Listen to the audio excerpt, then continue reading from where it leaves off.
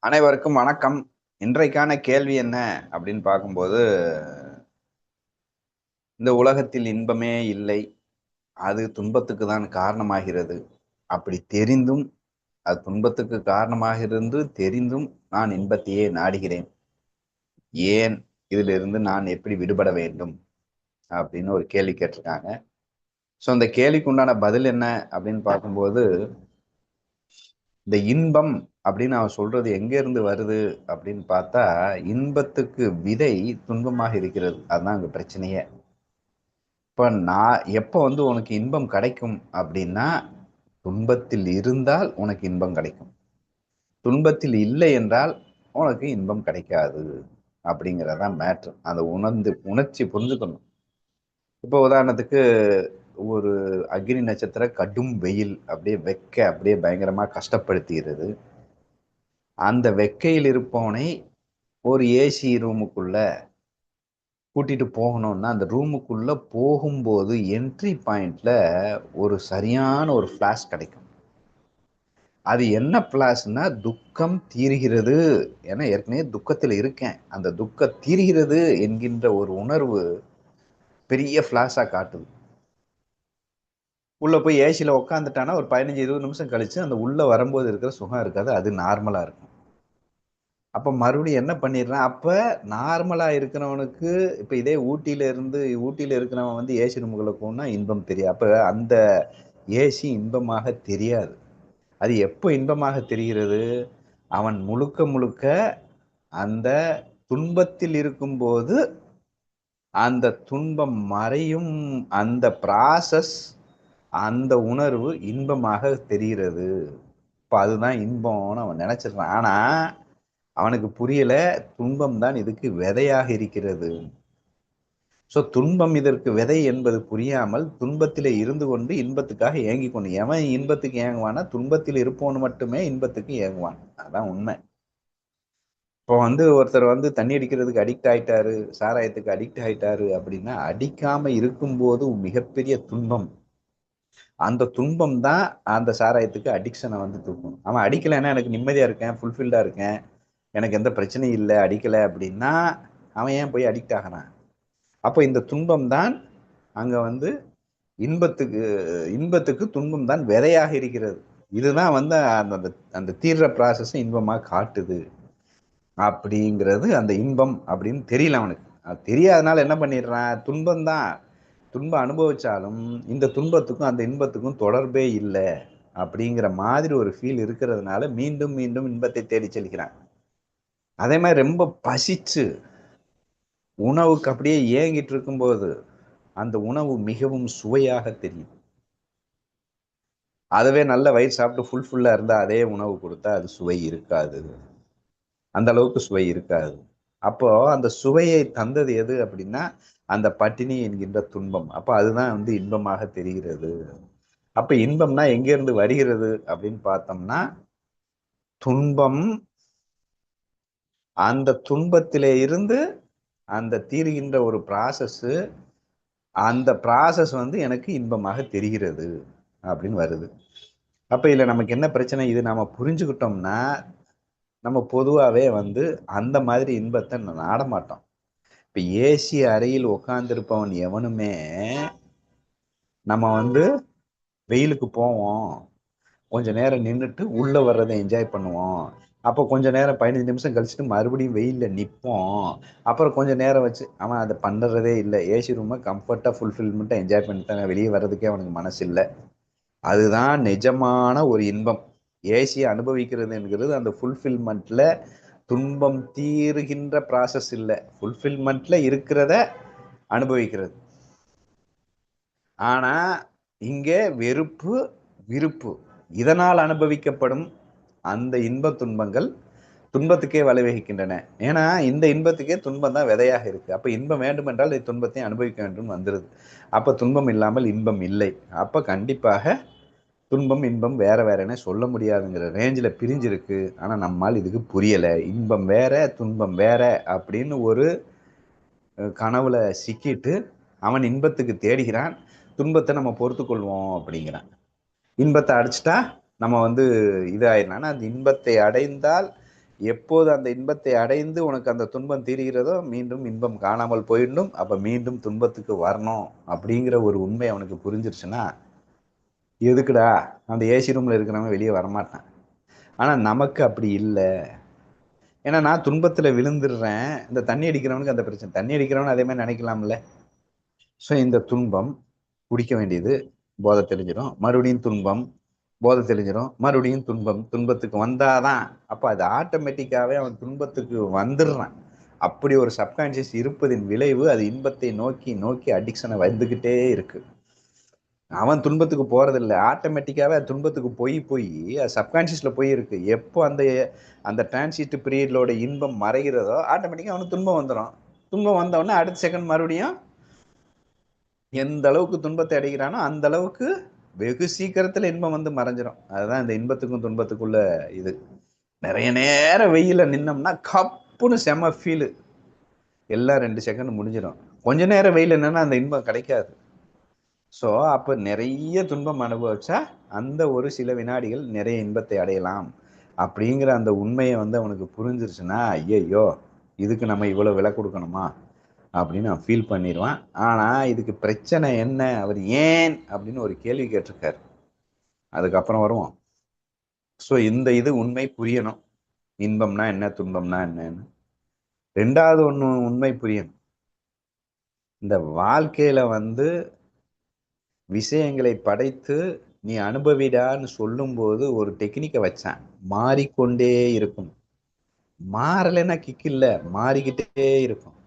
ஆனா இவனுக்கு இந்த அறியாம மாறிக்கிட்டு இருக்கணும் அப்படிங்கிற அறிவு இல்லாம ஏதாவது பெர்மனன்ட்ல போய் உக்காந்துடலாமா அப்படின்னு விஷயத்துல போய் பெர்மனன்ட்டை எதிர்பார்க்கறான்.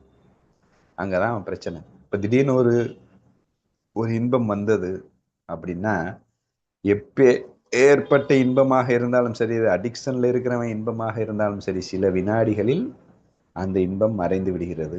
அதேதான் துன்பம். எப்பேற்பட்ட துன்பத்தை அடைந்திருந்தாலும் சரி, சில வினாடிகள் துன்பம் மறைந்து விடுகிறது. அப்போ இதுவும் மறைஞ்சிடும், இதுவும் மறைஞ்சிடும். அப்போ அனுபவம் என்பது மாயையாக வைத்திருக்கிறான். மறைஞ்சாதான் கிக்கு, அப்படியே இருந்தா மரக்கட்டை. அந்த டிரான்சிட் ப்ராசஸ் தான் கிக்கு. ஸோ அப்ப இவனுக்கு என்ன தெரியுது, இன்பம் வந்த உடனே டக்குன்னு ஆஹா இது பெர்மனன்ட், இப்படியே நிக்கணும் நிக்கணும் நிக்கணும்னு எதிர்பார்க்கறான். ஆனா அது நிக்காதே, மறைய மறைய மறைய மறைய மறைய ஐயையோ துன்பம் துன்பம் துன்பம் துன்பம், ஐயோ துன்பம் போயிட்டான். துன்பம் போன உடனே துன்பமும் மறைஞ்சிரும். துன்பம் இதுல என்ன இருக்கு அப்படின்னு ரிலாக்ஸா இருந்திருக்கலாம். இப்ப தண்ணி அடிக்கிறான், வந்து வந்துட்டான், வெளியே வந்தவொடனே ஒரு துன்பம் வந்துடுது. துன்பம் வந்தவொடனே துன்பமும் மறைஞ்சிரும்னு அறிவு இருக்காது. இந்த துன்பமும் மறைஞ்சிரும்ன்ட்டு ஒரு அறிவு, ஏன்னா அதான உண்மை. அந்த அறிவு இல்லை. துன்பமும் மறைஞ்சிரும்னா கொஞ்ச நாள் இருப்பான், அவன் கை காலம் நடுங்கும், ஒரு ஃபீல் வரும், கொஞ்ச நேரம் கழிச்சு அந்த உணர்வும் மறைந்து விடும். அப்ப துன்பமும் மறைந்து விடும் ஃபீல் இருக்கிறவன் வந்து அடிக்ஷன் ஆக மாட்டான். இந்த துன்பம் மறையாது இப்படியே இருந்துரும்ட்டு துன்பத்தை தாங்க முடியாமல் மறுபடியும் அதுக்கு போராடி அடிக்ஷன் ஆகி கீழே விழுந்துடுறான். அப்ப ரெண்டுமே மறையும் அப்படின்னு பார்த்தவன் அந்த மறைவதை சூப்பரா எக்ஸ்பிளைன் பண்ணுவான். அப்ப மறையும். இப்ப இன்பம் வரும்போது அதுல அடிக்ஷனோ விருப்போ மோகமோ வராது, ஏன்னா அது மறைஞ்சிரும் அந்த உண்மை புரியும் போது. அப்ப அது மறைஞ்சிருங்கிற ஃபீல்ல அதுல ஒட்டியும் ஒட்டாமல் ரிலாக்ஸ்டா அதை என்ஜாய் பண்ணுவான். துன்பம் வரும்போதும் அதுவும் தெளிவா தெரியும், இதுவும் மறைஞ்சிரும். மறைஞ்சிரும் அப்படின்னு இருந்துச்சுன்னா அந்த துன்பத்தை கண்டு பயமோ வெறுப்போ கோபமோ இருக்காது, ஏன்னா அது மறைஞ்சிரும் அப்படிங்கிற ஒரு ஃபீல் வரும்போது அப்ப துன்பத்தில வெறுப்போ இன்பத்தில விருப்போ இல்லாமல் அவனால் இருக்க முடியும். ஆனா அது மாயை என்பதை புரியாமல் உண்மை என்று நம்பி துன்பம் வரும்போது உண்மை நினைச்சு வெறுப்புக்கும் ஆளாகுவதும், அந்த வெறுப்புல விருப்புக்கு மீது மோகம் கொள்வதும், விருப்பு வந்தவன் அது உண்மை என்று அதுக்கு அடிக்ட் ஆகி அது வேண்டும் என்று துடித்து மீண்டும் துன்பத்துக்கு வந்து வெறுப்புக்கு ஆளாகி இந்த ப்ராசஸ் இப்படியே போய்கிட்டு இருக்கு.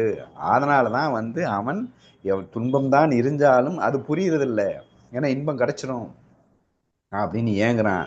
ஸோ அந்த இன்பத்தால் துன்பம் என்று தெரிந்தாலும் சரி, ஏன்னா மறுபடியும் நான் இன்பம் பெர்மனன்ட் நினைக்கிறான். ஒரு தடையாவது அது பெர்மனண்டா நினைச்சிடலாம், பிடிச்சிடலாம், நம்ம எங்கேயோ கை நழுவ விட்டுட்டோம், அது எப்பயுமே நிலைக்காதுங்கிற அறிவு இல்லாததுனால அவன் மீண்டும் மீண்டும் அந்த இன்பத்துக்காக ட்ரை பண்ணி அதை எப்படியாவது அடைஞ்சிடலாம் அப்படின்னு ஃபீல் பண்றான். ஸோ அதனால தான் வந்து கண்டினியூஸாக ட்ரை பண்ணிட்டு இருக்கான். அப்போ கண்டினியூஸா ட்ரை பண்றதற்கு 2 காரணம். ஒண்ணு வந்து துன்பம் தான் இன்பத்துக்கு அடிப்படை என்கின்ற அறிவு இல்லாதது.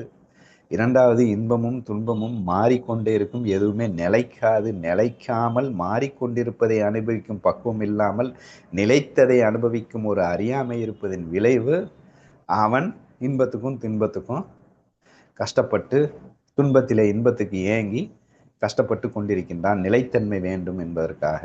இந்த 2 காரணத்தால தான் துன்பம் அடைந்த பின்பும் அவன் இன்பத்துக்காக ஏங்கி கொண்டிருக்கிறான் அப்படின்னு புரியுது. சரி, அப்ப இதை விட்டு வெளியே வரணும் அப்படின்னா முதல்ல சொன்ன மாதிரி மாயைன்னு பார்த்துட்டா மாறிடும் அப்படின்னா, அதான் சொன்னார்ல ஞானதேவர் சூப்பரா சொல்வார், அந்த மாறிடும் அப்படிங்கிற என்ஜாய்மெண்ட் எப்படி இருக்கும், அந்த பற்றற்ற தன்மை இல்லை இருக்கும் அந்த என்ஜாய்மெண்ட் எப்படி இருக்கும், சாவடியில் தங்கியவனை போல அப்படின்பார். அப்ப தான் சொந்த வீட்டில் இருக்கிறவன் தான் பற்று இருக்கும், ஏன்னா இது பெர்மனன்ட்னு. சாவடியில் ஒரு நைட் தங்குறவன் வந்து அந்த சாவடியில் தங்கிட்டு தான் இருக்கிறான்னா அது கண்டிப்பாக அது பெர்மனன்ட் இல்லை, இது மாறப்போகுது, இது நமக்கானது இல்லை, இது நாம் எப்போ வேணால் இதை விட்டு வெளியே போயிடுவோம் அப்படின்னு ஒரு ஃபீல் அங்கே தங்கும்போது பற்று இல்லாமல் அங்கே தங்குறான். அவனுக்கு எந்த பிரச்சனையும் இல்லை, அங்கே தங்கும் போதும் பிரச்சனை இல்லை, வெளியே வரும்போதும் பிரச்சனை இல்லை. ஒரு மரத்தில் நிழலில் ஒதுங்கியவன் அந்த நிழலை விட்டு வரும்போது அந்த நிழல் மீது எந்த அளவுக்கு பற்று இருக்குமோ அப்படிங்கிறாரு. அப்ப அந்த நிழலை என்ஜாய் பண்றான், ஆனா அந்த நிழல் பெர்மனன்ட் இல்லை, இது மாறிடும் அப்படிங்கிற ஃபீல் இருக்கும்போதுதான் நிழலை விட்டு வெளியே வரும்போதும் சரி, நிழல்ல இருக்கும் போதும் சரி, அதுல விருப்பு வெறுப்பு இல்லாமல் அந்த மாறிக்கொண்டிருப்பதை அருமையாக அனுபவித்துக் கொண்டிருக்கின்றான். எப்போ மாறாது இது பெர்மனன்ட் நினைச்சு உள்ள போகும்போதுதான் டோட்டலா அது வெறுப்புலையும் கொலாப்ஸ், விருப்புலையும் கொலாப்ஸ் ஆகி விடுகிறது. ஸோ அந்த மாறும் தன்மை புரிந்து கொள்ளவில்லை. ரெண்டாவது, என்னதான் புரிந்து கொண்டாலும் அந்த பற்றுன்னு ஒன்று இருக்கு இல்லையா, இப்ப சில இடத்துல தெளிவா தெரியுது. ஒரு இடத்துல நம்ம வந்து தீயில ஒரு குழந்தை கை வைத்து விட்டா திருப்பி அந்த தீ பக்கமே குழந்தை போகலை. ஆனா நம்ம சொன்ன எக்ஸாம்பிள்லயே அந்த சாராயம் குடித்தவர் தீயை வச்சு சுட்டாலும் இல்ல இல்ல எனக்கு பரவாயில்ல, நான் அந்த துன்பத்தை தாங்கிக்கிறேன் அப்படின்னு ஒரு ஃபீலுக்கு போறான். அப்போ பட்டாலும் அவனால் முடியாம விட முடியாம போறதுக்கு ரீசன் என்ன அப்படின்னா, அந்த ஸ்ட்ராங்கா வந்து அவனுக்குள்ள இருக்கின்ற பதிவு, விருப்பு, அடிக்ஷன், பற்று அவனை வந்து உந்தி தள்ளுது. ஸோ அந்த பற்றை விட்டு வெளியே வராத வரைக்கும் அந்த இன்பத்தன்பத்தில் சிக்கிட்டு இருக்கணும். ரெண்டாவது, அகங்காரம். எல்லாம் தெரியும், தெரிஞ்சாலும் ஒரு ஈகோ வந்து எல்லாத்தையும் மறைச்சிடும். இப்போ வந்து அம்மா இருப்பு தான்ப்பா, வெறுப்பு தான்ப்பா, இது மாயை தான்ப்பா, துன்பம் தான்ப்பா இன்பத்துக்கு காரணம் அப்படின்னு எல்லாம் புரிஞ்சு அந்த துன்பத்தில் துன்பத்தின் விதையாக கொண்டிருக்கும் அந்த இன்பத்தும் மரக்கட்டையா இருக்கும். ஏன்னா ஒன்றும் வேலை பார்க்காது அந்த டிரான்சிஸ்ட் பீரியட்ல. அப்போ அந்த புரோட்டா எக்ஸாம்பிள் பார்த்த மாதிரி அடிக்ஷன்ல சாப்பிட்றவன் எதையும் அனுபவிக்க மாட்டான், அதனாலதான் அடிக்ஷனே வருது. ஸோ அப்படி இருக்கும்போது டோட்டலா வந்து அவன் வந்து அதை விட்டு வெளியே வராம தவிக்கிறான். அப்ப அவனுக்கு இதெல்லாம் தெரியுது, தெரிஞ்சாலும் ஒரு ஈகோ வந்து உள்ள வரும்போது டோட்டலா கொலாப்ஸ் ஆயிரும். இப்ப நம்ம பார்த்துருக்கோம், ஒரு டெண்டுல்கர் விளையாண்டுட்டு இருக்காரு, அவர் எப்படி கிரிக்கெட் விளையாடணும்னு தெரியும், ஆனா 97 98 தன் தலைமையில் அணி வரும்போதெல்லாம் தடுமாறுறாரு. ஏன் தடுமாறுறாரு? மறந்துடுதா? எது மறக்கடிக்கிறது? ஒரு அகங்காரம், வெற்றியாளனாக வேண்டும், ஒரு சாதித்து விட வேண்டும் அப்படின்னு ஏதோ ஒரு அகங்காரம் உள்ள நுழையும் போது டோட்டலா அவன் தெரிஞ்சு வச்சிருந்த எல்லா ஞானமும் மறைந்து விடுகிறது. ஏன்னா அதான் சொன்னால, எனக்கு தெரிந்திருந்தும் நான் ஏன் போறேன், தெரிந்திருந்தும் போறேன்னா ஒண்ணு அடிக்ஷனு, ரெண்டாவது ஈகோ. அந்த ஈகோ இருந்துச்சுன்னா இது புத்தியில, ஈகோ இருந்துச்சுன்னா டக்குன்னு தடுமாற வச்சிரும். எல்லாம் தெரிஞ்சதெல்லாம் ஒரு செகண்ட் ஃபிளாப் ஆயிரும். அப்புறம் அவருக்கு தெரியா இல்லையா எந்த பந்தை எப்படி விளையாடணும்னு டெண்டுல்கர் இன்னொருத்தன் வந்து சொல்லணுமா, தெரிஞ்சதுதான், முழுசா தெரிஞ்சதுதான் காலி அப்படின்னு வந்துடுது. மூணாவது ஒரு விஷயம், இதை விட்டு நான் வெளியே வராம இருக்கிறதுக்கு காரணம் இந்த தன்னையே நம்புறது. தன் அறிவு, தன் மனசு, தன் எக்ஸ்பீரியன்ஸ், தன் அனுபவம், இதை நம்பிட்டு இருக்கிறவன் கடைசி வரைக்கும் வெளியே வர மாட்டான். ஞானதேவர் முதல்ல இருந்து கடைசி வரைக்கும் சொல்லியிருக்கிறாரு, விவேகம் விவேகம் விவேகம் விவேகம். விவேகியால் மட்டுமே அதை இப்ப சொல்றான், துன்பம் தாண்டா இன்பத்துக்கு இது காரணமா இருக்குது, நீ வெளியே வந்துடுறா அப்படின்னா விவேகி சூப்பர் தேங்க்ஸ் வெளியே வந்துடுறேன், முடிஞ்சு போச்சு கதை. அவ்வளவு எளிது விவேகிக்கு. பாரு மேலே வெள்ளை காக்கா பறக்குது, மேல பாக்குறான் விவேகி. அவனுக்கு அறிவு வேலை பார்க்காது. விவேகி பார்த்தா வெள்ளையா தெரியும். இந்த அறிவு வேலை பார்க்கறது தான் பிரச்சனை. அதுக்கு ஒரு பெஸ்ட் எக்ஸாம்பிள் சிகரெட். சிகரெட்டு அடிக்கிறது இல்லை, நம்ம வச்சுக்கிறோம். நம்ம எல்லாம் சிகரெட் அடிக்கிறது இல்லை. ஏன்னா நம்ம எல்லாம் விவேகியா இருக்கிறோம். ஏன்பா சிகரெட் அடிச்சா கேன்சர் வந்துருமா? வந்துருமா? அது கூட எனக்கு முழுசா தெரியாது. மேபில தான். சிகரெட் அடிச்சா கேன்சர் வந்துருமா? சிகரெட் அடிச்சா உடம்பு கெட்டு போயிருமா? அனுபவிச்சது இல்லை, கெட்டு போயிருமா? அதனால சிகரெட் அடிச்சா நல்லது இல்லை, பாவம் சொன்னான். ஓகே, விவேகி அப்படியே எடுத்து வச்சுக்கிட்டான். அது எந்த அளவுக்கு விவேகம் வேலை பார்க்குதுன்னா, பக்கத்துல ஒருத்தர் சிகரெட் அடிச்சா கூட மனசு பதறுது, வெட்டு விலக தோணுது. சிகரெட்டை பார்த்தாலே மனசு பதறுது. ஸோ அந்த அளவுக்கு தெளிவா அந்த விவேகம் வேலை பார்க்குது. ஆனா அவனுக்கு சிகரெட்டுக்குள்ள என்ன இருக்கு, அடிச்சா எந்த மாதிரி அனுபவம் வரும், எந்த மாதிரி கஷ்டம் வரும், எதுவுமே அவனுக்கு தெரியாது. கஷ்டம் வந்துடும் சொன்னாரு, நான் அதனால வாழ்நாளுக்குள்ள அடிக்காம உட்காந்துருக்கேன். ஆனா இந்த டாக்டர் இருக்கானே, அவர் படிப்பார்.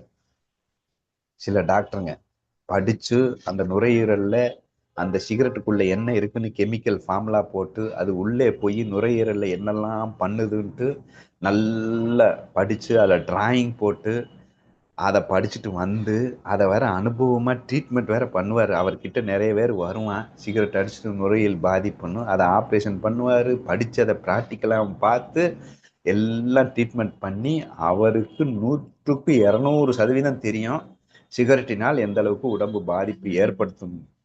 நமக்கு அவருக்கு தெரிஞ்சதுல 1% கூட தெரியாது. ஆனா அவரு ட்ரீட்மெண்ட் முடிச்சுட்டு சிகரெட் இழுத்துட்டு இருப்பார். அறிவு காரணம். அந்த சிகரெட் அவர் ஏன் குடிக்கிறாருப்பா, எல்லாம் தெரியும்ல. துன்பம்தான், எவ்வளவுதான் பட்டாலும் இந்த இன்பம் துன்பத்துக்கு தான் வழிவகுக்குது, எல்லாம் தெரிஞ்சு ஏன் இன்பத்துக்கு போறான் தெரியலையே. அறிவு, ஓவர் அறிவு. அப்படி ஓவர் அறிவு இருந்தா சிகரெட் தான் அடிப்பான். அந்த ஓவர் அறிவு ஒரு திமிர்த்தனத்தை கொடுக்குது. பாத்துக்கலாம், சமாளிச்சுக்கலாம் அப்படின்னு. ஸோ அந்த மாதிரி அந்த விஷயத்தின் மீது இருக்கும் ஓவர் அறிவு அது அறியாமையாக மாறி அது விவேகமாக இருக்க வேண்டும். அறிவாக இருந்துச்சுன்னா அது ஈகோ. அந்த ஈகோ என்ன பண்ணும்னா கண்டிப்பா உன்னை தவறு செய்யதான் தூண்டும். ஆனா விவேகிக்கு அந்த அறிவு, நான் அறிவாளிங்கிற ஈகோ இல்லை, அவனுக்கு துப்புரவா ஈகோ இல்லை, தெரிந்து கொள்ள வேண்டும் என்கின்ற ஆசையும் இல்லை.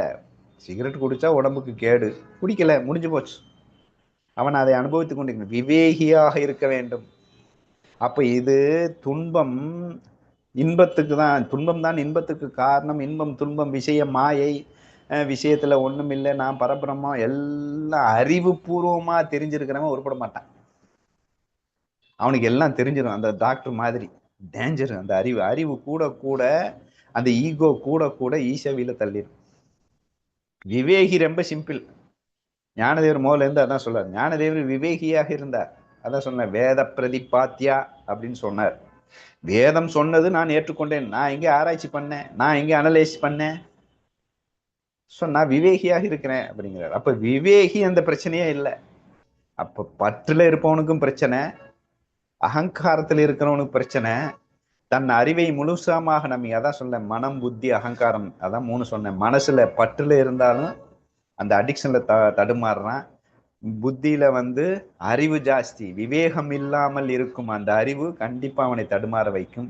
ஈகோ, அந்த டெண்டுல்கர் எக்ஸாம் மாதிரி ஏதோ ஒரு நான் ஜெயிச்சிடணும் அப்படிங்கிற ஒரு அகங்காரம் உள்ள வரும்போதும் டோட்டலா அந்த தெரிந்த விஷயம், அனுபவித்த விஷயம், அவனை விட தெரியாதவன் ரிலாக்ஸா இருக்கிறான். ஆனா முழுசா தெரிஞ்சவன் அந்த விஷயத்துல மீண்டும் போய் அடிக்காததற்கு இந்த 3ம் காரணமாகி விடுகிறது. ஸோ இந்த 3ல இருந்து அவன் வெளியே வரணும். அப்ப அடிக்ஷன்ல இருந்து வெளியே வரணும், புத்தியில இருக்கிற எனக்கு அறிவு விட்டு விவேகத்துக்கு வரணும், அகங்காரத்தை கீழே தள்ளி சரண்டருக்கு போக ஆரம்பிச்சான்னா ஆட்டோமேட்டிக்கா அந்த விஷயத்துல இருந்து அந்த இன்ப துன்பம் என்கின்ற அந்த விருப்பு வெறுப்பு இல்லாமல் அந்த விஷயத்தை இன்பத்தில் அனுபவிப்பதை விட பேரானந்தமாக சூப்பரா அனுபவிக்கலாம். ஸோ இதுதான் என்னுடைய பதில்.